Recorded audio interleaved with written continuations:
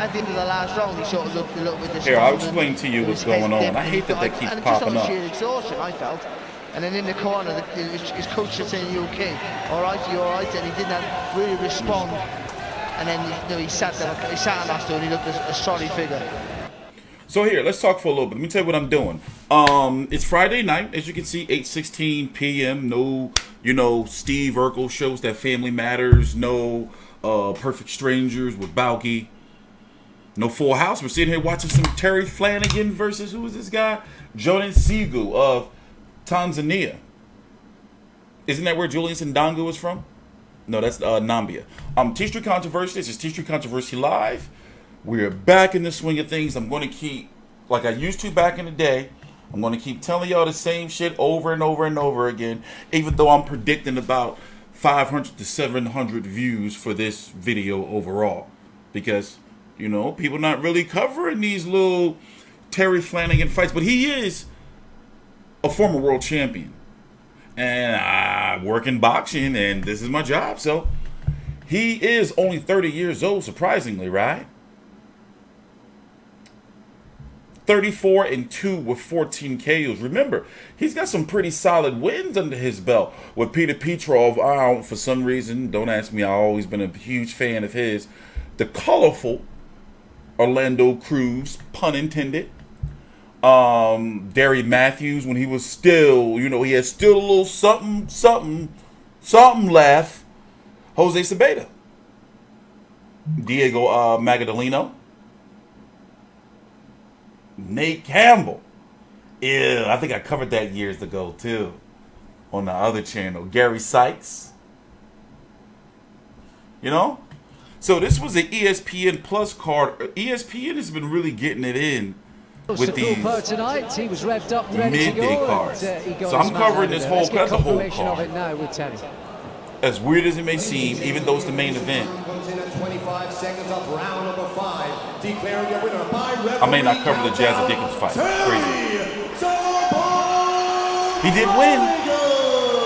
So I guess I did watch it while I was running up and down steps cleaning from the kitchen to down just here. a couple of stoppages during that World Championship reign. Magdaleno, yeah, I got ESPN Plus in my kitchen. And then in Cardiff. So, it's a get-back fight. He's now campaigning at 140 pounds. Remember, his last fight, he actually lost 2 fights back-to-back against Regis Prograis. Oh, wait, those highlights. You already saw the highlights. Regis Prograis, and that split decision against Maurice Hooker, where he lost his title. Oh, shit. Oh, yeah, that was that quick one from round 2. By the way, this is from MTK Global, who have a broadcast agreement with ESPN Plus. So we get to see all of their cards here over in the States. And so far, like ESPN Plus boxing content, they have more now than the Zone, it seems. Because with yesterday, for example, well, today, earlier this morning, about 12 hours ago, actually, I covered King Shiro versus Jonathan Tukaning.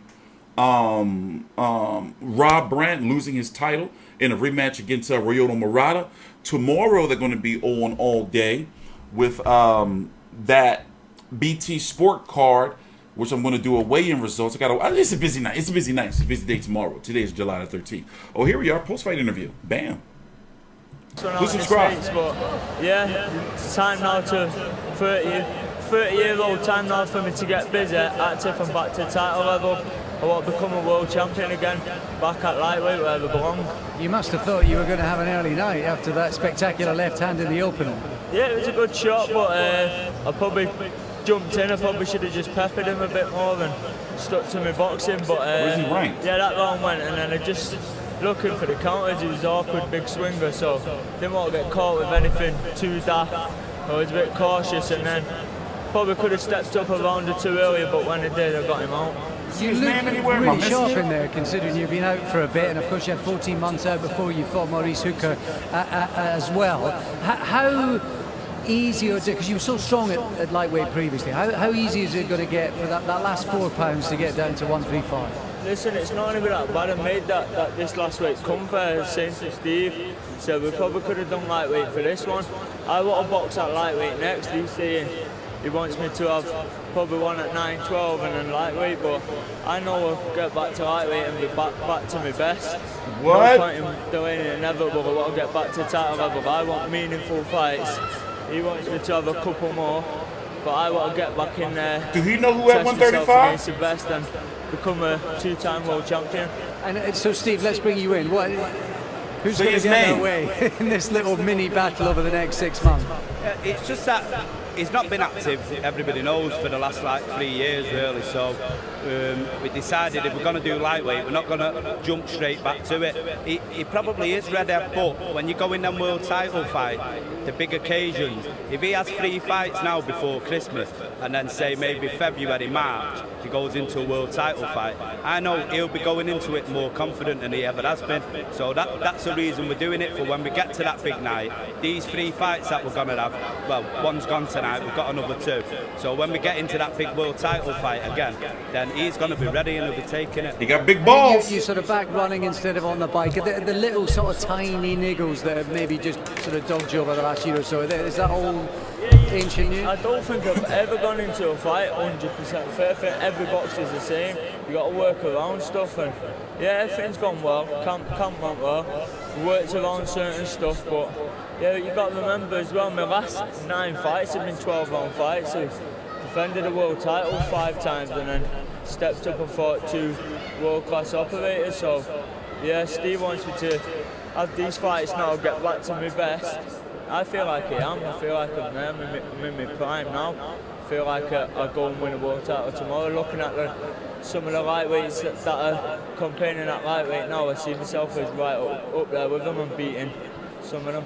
Excellent stuff. Enjoyed that. Nice to see you back. Well done tonight, boys. Nice one.